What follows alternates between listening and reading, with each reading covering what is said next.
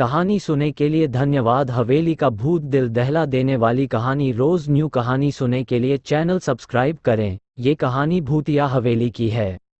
रूहानी ताकतें हमारे आसपास हमेशा मंडराती रहती हैं। उनकी एक अलग ही दुनिया होती है जो वास्तविकता में तो दिखाई नहीं देती, लेकिन कुछ घटनाओं से महसूस जरूर होने लगती है। ऐसी ही एक हवेली के भूत की है। दरअसल एक पुरानी हवेली है जिसमें कई साल पहले राजा महाराजा रहा करते थे, लेकिन अब वह वीरान पड़ी है क्योंकि उन राजाओं के वारिस देश से बाहर जा चुके हैं। हवेली की हालत जर्जर हो चुकी है, अब उसे मरम्मत की जरूरत है।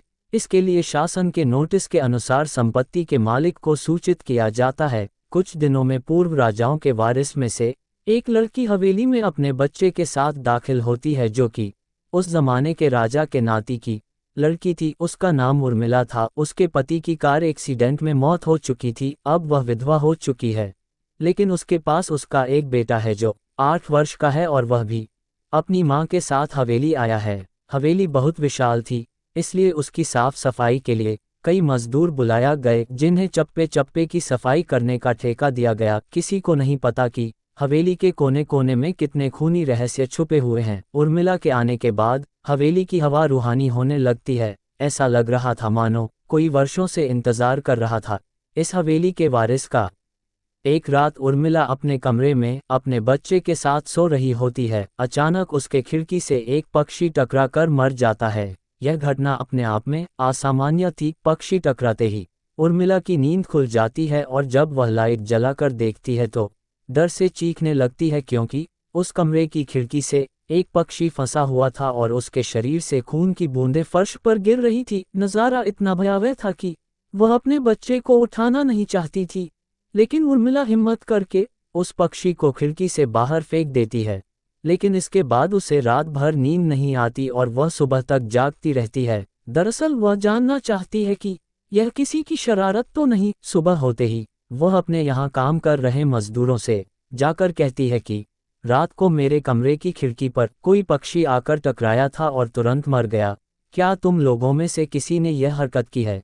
क्योंकि पक्षी खुद ब खुद तो खिड़की से नहीं टकरा सकता। मजदूर कहते हैं, नहीं, हमने तो खिड़की से नीचे किसी पक्षी को मरा हुआ नहीं देखा। हम तो अभी वहां से चले आ रहे हैं और जब सभी जाकर देखते हैं तो वहां वह पक्षी नहीं होता। उर्मिला घबराने लगती है कि यह क्या, यहाँ तो पक्षी होना चाहिए या कम से कम खून की कुछ बूंदें दिखनी चाहिए, लेकिन यहाँ पर पक्षी का एक पंख तक नहीं पड़ा हुआ। उर्मिला सभी मजदूरों को कहती है कि हवेली में बहुत सी कीमती चीजें और मूर्तियां हैं, संभाल के साफ सफाई करना।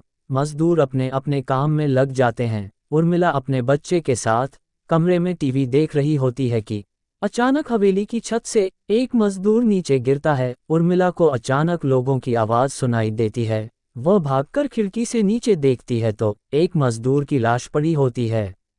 उर्मिला कमरे से नीचे आती है और इसके गिरने का कारण पूछती है। लोगों के जवाब अलग अलग होते हैं। कोई कह रहा होता है कि इसने खुद आत्महत्या की है और कोई कह रहा था कि यह गलती से गिर गया है। सभी के दावे अलग थे, लेकिन उर्मिला को कुछ अनकही बातें सुनाई दे रही थी। उर्मिला के कान में अचानक एक आहट के साथ आवाज आती है, अपने बच्चे को बचा सकती है तो बचा ले। उर्मिला यह वाक्य सुनते ही अपने कमरे की तरफ भागने लगती है, क्योंकि कमरे में उसका बच्चा अकेला टीवी देख रहा होता है। जैसे ही उर्मिला कमरे में पहुंचती है तो उसका बेटा खिड़की से कूदने वाला ही होता है कि उर्मिला उसका पैर पकड़ लेती है और वह खिड़की से लटक जाता है। उर्मिला पूरी ताकत से उसे ऊपर खींचती है, लेकिन बच्चा फिर भी कूदने की जिद कर रहा होता है। उर्मिला किसी कदर अपने बच्चे को काबू में करती है और कमरे के बाहर आ जाती है और वह मजदूरों से पूछती है, बताओ क्या है इस हवेली में, क्योंकि ये बच्चा तो ऐसा नहीं कर सकता और अभी यह सब जो हो रहा है कुछ अलग ही चल रहा है।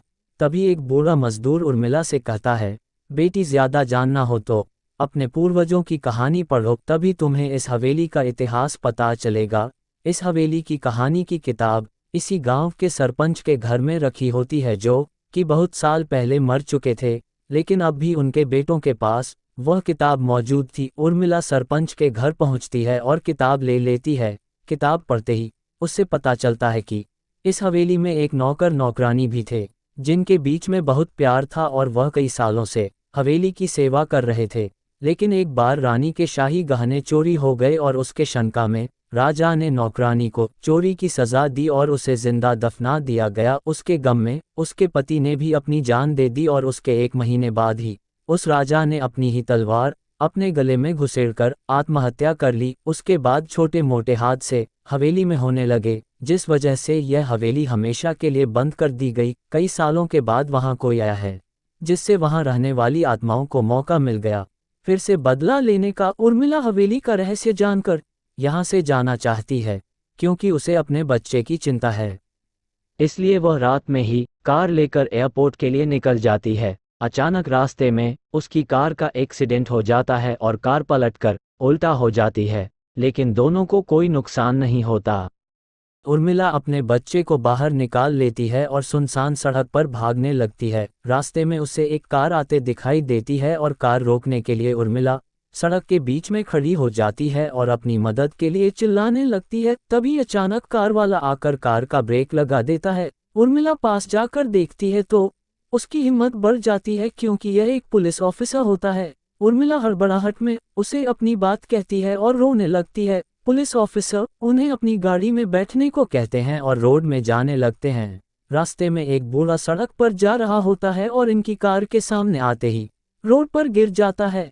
पुलिस ऑफिसर गाड़ी से उतरकर उस व्यक्ति को देखते हैं। बूढ़ा व्यक्ति बेहोश हो चुका था। पुलिस ऑफिसर उसे गोद में उठाकर अपनी गाड़ी में पीछे बैठा देता है और अस्पताल के लिए चलने लगते हैं। अचानक उस बूढ़े व्यक्ति का हाथ पीछे से पुलिस ऑफिसर की गर्दन तक पहुंच जाता है। पुलिस ऑफिसर छटपटाने लगते हैं और अचानक गाड़ी का ब्रेक लगा देते हैं। गाड़ी की स्पीड कम होने की वजह से कार वहीं खड़ी हो जाती है और ऑफिसर अपनी गन निकालकर बूढ़े की तरफ निशाना लगाकर गोली चला देता है।